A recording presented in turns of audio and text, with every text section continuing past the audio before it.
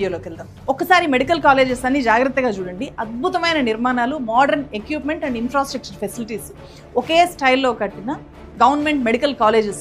ఇది Pulivendula medical college, ఇది రాజమహేంద్రవరము, ఇది ఏలూరులో కట్టిన గవర్నమెంట్ మెడికల్ కాలేజ్, ఇది నంద్యాలలో కట్టారు, ఇది మచిలీపట్నం గవర్నమెంట్ మెడికల్ కాలేజ్, ఇది పాడేరులో ఉన్న గవర్నమెంట్ మెడికల్ కాలేజ్.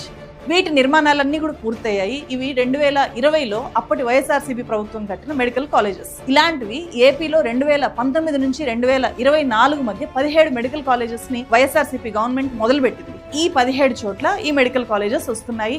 6 మెడికల్ కాలేజీలు పూర్తయి ఇప్పటికే పూర్తిగా విద్యార్థులకు అందుబాటులోకి వచ్చాయి. అంతకంటే ముందు 2019 దాకా ఉన్నవి ఆంధ్రప్రదేశ్లో 12 గవర్నమెంట్ మెడికల్ కాలేజీలు మాత్రమే. ఈ ప్లేసెస్లో ఈ 12 కూడా ఉండేవి. సో కోవిడ్ టైంలో మెడికల్ కాలేజెస్ అవసరం ఏంటి, డాక్టర్స్ నీడ్ ఎంత ఉంది అనేది ఏపీనే కాదు దేశం మొత్తం కూడా తెలిసేలాగా కోవిడ్ చేసింది జగన్మోహన్ రెడ్డి ప్రభుత్వము. ఈ నేపథ్యంలోనే ప్రతి జిల్లా కేంద్రంలోనూ ఒక్కొక్క మెడికల్ కాలేజ్ ఉండాలి అని చెప్పి ఆల్రెడీ ఉన్న 12కు తోడు ఇంకొక 17 మెడికల్ కాలేజెస్ ని ఇనిషియేట్ చేసింది. సో ఇవన్నీ పూర్తయి ప్రజలకు అందుబాటులోకి వస్తే ఏపీలో 29 గవర్నమెంట్ మెడికల్ కాలేజెస్ ఉంటాయి. మెడికల్ కాలేజెస్ ఉంటే హాస్పిటల్ కూడా కదా, సో అన్ని రకాల స్పెషలైజ్డ్ ట్రీట్మెంట్స్, సర్జరీస్ అక్కడ జరుగుతాయి. ఈ మెడికల్ కాలేజెస్ తో జిల్లాలో ఉండే కమ్యూనిటీ హెల్త్ సెంటర్స్ కానీ, ప్రైమరీ హెల్త్ సెంటర్స్ కానీ, urban clinics and village clinics connect అయి పనిచేస్తాయి. ప్రతి మెడికల్ కాలేజ్ ఒక మెడికల్ హబ్ లాగా పనిచేయాలి అని చెప్పి ఈ మెడికల్ రిఫార్మ్స్ లో భాగంగా వీటిని టేకప్ చేసింది అప్పటి గవర్నమెంట్. ఇవి మాత్రమే కాదు, ఆంధ్రప్రదేశ్ హెల్త్ సెక్టర్ లో జగన్మోహన్ రెడ్డి చాలా పనులు చేశారు. మేం ఏం చేశామో మేము చెప్పుకోలేదు అని చెప్పి ఈ మధ్యనే ఆయన ప్రెస్ మీట్ పెట్టినప్పుడు ఇలా చూపించారు. ఒకసారి సో జగన్మోహన్ రెడ్డి గారు 17 మెడికల్ కాలేజీలు ఎందుకు ఎస్టాబ్లిష్ చేయాలనుకుంటున్నాడు, దానికి గల కారణాలని ఏదైతే అంటే ఒక స్కీమ్ని ఎస్టాబ్లిషన్ చేసేటప్పుడు లేకపోతే నిర్మించేటప్పుడు వాళ్ళు చెప్తారు, ఇదిగో దీని కారణాల చేత దీన్ని మేము నిర్మించాలనుకుంటున్నాం అంటే. ఒక రకంగా చెప్పాలి అంటే మేడం గారు యాజ్ ఇట్ ఈజ్గా వైఎస్ఆర్సీపీ పార్టీ బ్రోచర్ని చదివేశారు. అక్కడ ఏమని కమ్యూనిటీ హెల్త్ సెంటర్స్ని, అలాగే అర్బన్ రూరల్లో ఉన్నటువంటి హెల్త్ సెంటర్స్ అన్నిటిని కూడా వీటి కిందకి గవర్నమెంట్ హాస్పిటల్స్ కిందకి తీసుకురావాలనే ఉద్దేశంతో పెద్ద సర్జరీస్ ఇవన్నీ కూడా ఇక్కడే నిర్మించాలనే ఉద్దేశంతో ఈ హాస్పిటల్స్ నిర్మిస్తున్నారు అని చెప్పేసి ఆమె చదివేశారు. అంటే ఎవరైనా ఒక కారణం ఏంటనేది ఆ పార్టీ పెట్టిన, అంటే ఇవి ఎస్టాబ్లిషన్ చేయడానికి గల కారణం ఏంటనేది యాజ్ ఇట్ ఈజ్గా చదివేశారు. అయితే ఇక్కడ ఆమె ఒక బ్రోచర్ను ప్రవేశపెట్టింది. ఏంటయ్యా, 17 మెడికల్ కాలేజీలు కట్టడానికి 8,848 కోట్ల రూపాయలు, 8,480 కోట్లు అనుకుంటా, దాదాపుగా 8,500 కోట్ల రూపాయలు ఖర్చు అవుతుంది అనేది ప్రభుత్వం 2019-2020లో వైఎస్ఆర్సీపీ పార్టీ పంపించినటువంటి ప్రతిపాదన. అయితే ఇందులో గాను ఇప్పుడు మీరు ఏదైతే తులసి గారు పెట్టారో అందులో 833 కోట్ల రూపాయలు మాత్రమే ఖర్చు పెట్టాడు అని చెప్పేసి ప్రాతిపదికను చూపించారు. అంటే 833 కోట్లు ఖర్చు పెట్టేస్తే ఎంత పర్సంటేజ్ ఖర్చు పెట్టాడు? 10% ఖర్చు పెట్టాడు. 10% ఖర్చు పెట్టాడు అని చెప్పేసి మీరు అక్కడ ఒక లిస్టులో చూపించారు, ఏ హాస్పిటల్కి ఎంతంత ఖర్చు పెట్టాడు, ఎంతంత ఖర్చు పెట్టాడని.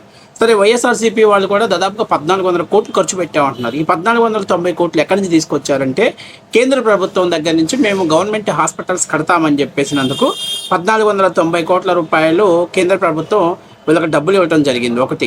రెండవది, హాస్పిటల్ ఆల్రెడీ 12 మెడికల్ కాలేజీలో ఎంబీబీఎస్ కంప్లీట్ అయిన తర్వాత పీజీ కోర్సులు వాటి సీట్ల పునరుద్ధరణ కోసం కేంద్ర ప్రభుత్వం ఇచ్చినటువంటి 790 కోట్లు 970 కోట్ల రూపాయల డబ్బుల్ని కూడా జగన్మోహన్ రెడ్డి గారు వీటికి మెడికల్ హాస్పిటల్స్ ఖర్చుల కోసం అని చెప్పి, నిర్మాణం కోసం అని చెప్పేసి ఇటువైపు దారి మళ్లించాడు. అంటే అటు పీజీ సీట్లు కూడా లేకుండా చేశాడు జగన్మోహన్ రెడ్డి గారు.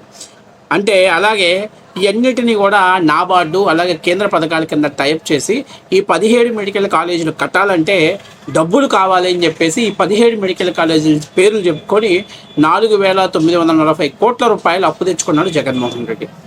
అంతేకాకుండా ఈయన ఆల్రెడీ నిర్మాణంలో జరిగినటువంటి వాటిల్లో అంటే 833 కోట్ల రూపాయలు ఖర్చు పెట్టాడు. 670 కోట్ల రూపాయలని కాంట్రాక్టర్లకు బకాయిలు పెట్టి వెళ్ళిపోయాడు. నాకు అర్థం కావట్లేదు, అసలు రూపాయి ఖర్చు పెట్టకుండా జగన్మోహన్ రెడ్డి గాల్లో లెక్కలేసేసి దాని పేరు చెప్పి దాంట్లో ఆ డబ్బులు తీసుకొని ఆ డబ్బులన్నిటిని కూడా వైఎస్ఆర్ కాంగ్రెస్ పార్టీ ఆ జిల్లాకు ఒక పార్టీ ఆఫీస్ నిర్మాణం కోసం వాటి కోసం ఖర్చు పెట్టి లేకపోతే ఆ డబ్బులన్నీ దారి మళ్లించేసి ఈరోజు జగన్మోహన్ రెడ్డి దిగిపోయి పేదవాళ్ళకి వైద్యాన్ని అందించాలనుకుంటున్నా, విద్యను అందించుకోవాలనుకుంటున్నా చంద్రబాబు నాయుడు గారు ఈరోజు దారి మళ్లిస్తున్నాడు. పీపీపీ అంటే అది ఒక భూతం, ఒక దెయ్యం లాంటిది అని చెప్పేసి మీలాంటి వాళ్ళు చెప్తున్నప్పుడు జగన్మోహన్ రెడ్డి ఫెయిల్యూర్స్ గురించి ఎందుకు మాట్లాడట్లేదు నాకు అర్థం కావట్లా. జగన్మోహన్ రెడ్డి గారు ఈరోజు రాష్ట్ర ప్రజలంతా చూస్తున్నారు. జగన్మోహన్ రెడ్డి 17 మెడికల్ కాలేజీలు ఎలా కట్టాడు. కొన్ని మెడికల్ కాలేజీలు అసలు గ్రౌండ్ లెవెల్లోనే ఉన్నాయి. కొన్ని మెడికల్ కాలేజీలు వాస్తవానికి అరకొర సౌకర్యాలు లేకుండా నిర్మాణం అయినటువంటి ఉన్నాయి. కొన్ని మెడికల్ కాలేజీలు ఇంకా కొన్ని కంప్లీట్ చేస్తే కంప్లీట్ అయ్యే స్థాయిలో ఉన్నాయి. నేను కూడా కాదని తప్పనట్లేదు. కొన్ని మెడికల్ కాలేజీలో ఇంకా కొన్ని వసతులు లేకపోయినప్పటికీ కూడాను హాస్పిటల్స్ని వాటిని మెడికల్ కాలేజీలుగా ఆ సీట్లు ఎన్ఎంసీ ప్రొవైడ్ చేయడం జరిగింది. కానీ 2024లోకి వచ్చేసరికి రూల్స్ని స్ట్రిక్ట్ చేసింది. ఎక్కడైతే జగన్మోహన్ రెడ్డి గారు చెప్పారు కదా, రూరల్ అలాగే అర్బన్ కమ్యూనిటీ సెంటర్స్ని వాటికి కనెక్ట్ చేయాలంటే దానికి కేంద్ర ఎన్ఎంసీ ఒప్పుకోవాలి. ఎన్ఎంసీ ఏం చెప్పిందంటే పేషెంట్లు కూడా ఇక్కడే ఉండాలి, అంటే ఎక్విప్మెంట్స్ అన్నీ కూడా ఇక్కడే ప్రొవైడ్ చేయాలి అని చెప్పారు. మరి జగన్మోహన్ రెడ్డి గారు హాస్పిటల్స్ పేరు చెప్పి 10% ఖర్చు పెట్టి మిగిలినటువంటి దాంట్లో 80% రుణాల రూపంలోనూ లేకపోతే బకాయిల రూపంలో పెట్టి పక్కకి వెళ్ళిపోయాడు. ఇప్పుడు కొత్త ప్రభుత్వం వస్తే ఆ బకాయిలన్నీ ఇవ్వాలి, ప్లస్ కన్స్ట్రక్షన్స్కి డబ్బులు ఖర్చు పెట్టాలి. నాకు అర్థం కావట్లా. తప్పు చేసిన వదిలేసి తప్పు చేయకుండా ఎలాగోలాగా ఈ మళ్ళీ హాస్పిటల్స్ని అందుబాటులోకి తీసుకురావాలని నేను పరితపించే వాళ్ళ మీద పడుతున్నాం. మనకు అర్థం కావట్లా.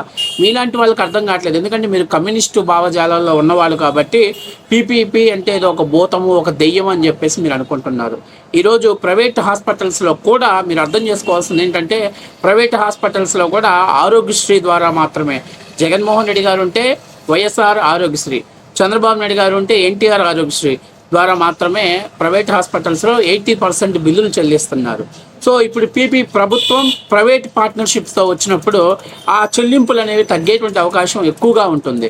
అవన్నీ కూడా పక్కన పెట్టేసి జగన్మోహన్ రెడ్డి గారు చేసిన మోసం దాదాపుగా 6,000 కోట్ల రూపాయలు జగన్మోహన్ రెడ్డి తన జేబులో వేసుకొని వెళ్ళిపోయాడు. అది జేబులోకి వేసాడు, మరి ఎత్తు మళ్ళీ ఇచ్చాడు, మొత్తం మీద చేశాడు. ఈరోజు ఆ బకాయిలు చెల్లించి మళ్ళీ రాష్ట్ర ప్రభుత్వం ఒక 8,000 కోట్లు అంటే 14,000 కోట్ల రూపాయలు పైచిలుకులు ఖర్చు పెట్టాలి. ఇవన్నీ మరి ఎందుకు మీరు ఇవన్నిటి మీద ఫోకస్ చేయకుండా కేవలం ఏదో జగన్మోహన్ రెడ్డి అద్భుతాలు కట్టిపోయాడు, అద్భుతాలు చేసిపోయాడు అని చెప్పేసి అంటారు. జగన్మోహన్ రెడ్డి గారు మీకు ఇంకొక ముఖ్యమైన విషయం, జగన్మోహన్ రెడ్డి గారి హయాంలోనే జీవో నెంబర్ 103, 107, 116 జీవోలు తీసుకొచ్చి ఈ జీవోల ద్వారా రాష్ట్రంలో మేనేజ్మెంట్ కోటా తీసుకొచ్చాడు. గవర్నమెంట్ మెడికల్ కాలేజీల్లో కూడా ఏబిసి అనేటువంటి 3 గేట్లు తీసుకొచ్చాడు.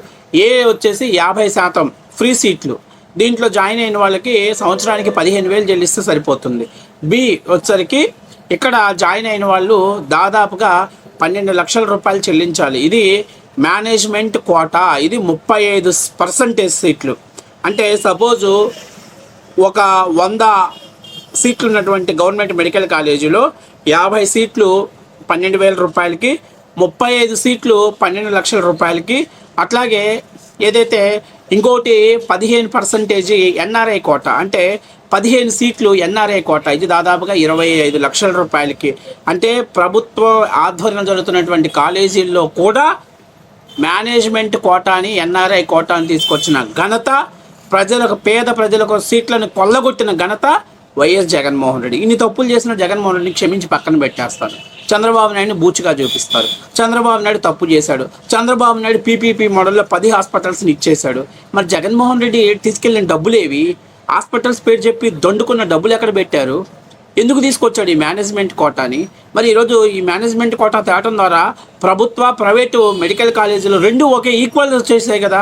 మరి ఇంక జగన్మోహన్ రెడ్డి సాధించిన లక్ష్యం ఏంటనేది ఎవడు చెప్పడు, ఎవడు మాట్లాడు. ఎందుకంటే జగన్మోహన్ రెడ్డి ఒక స్క్రిప్ట్ ఇస్తాడు, అంతవరకు మాత్రమే మేము మాట్లాడతాం. పీపీపీలో ప్రభుత్వమే కంట్రోల్ చేస్తుందన్నా కూడా ప్రైవేట్ యాజమాన్యం ఉన్నప్పుడు డామినేట్ చేసిద్ది కదా అంటాడు. మరి ఈరోజు ప్రభుత్వ హాస్పిటల్స్ చాలా చోట్ల నిమ్స్గా, నీలోఫోర్ కావచ్చు, లేకపోతే గాంధీ కానీ నిమ్స్, ఈ హాస్పిటల్స్ అన్నింటిలో చాలా చోట్ల మరి తప్పులు జరగట్లేదా? మేనేజ్మెంట్ వైఫల్యాలు జరగట్లేదా? సరైనటువంటి వైద్యం లేకుండా ప్రైవేట్ హాస్పిటల్స్కి రిఫర్ చేసినటువంటి సందర్భాలు లేవా? మరి ఎందుకు లేవు? అలాంటిది అత్యంత ప్రతిష్టాత్మకమైనటువంటి ఎయిమ్స్ హాస్పిటల్ని చంద్రబాబు నాయుడు గారి టైంలో తీసుకొచ్చారు.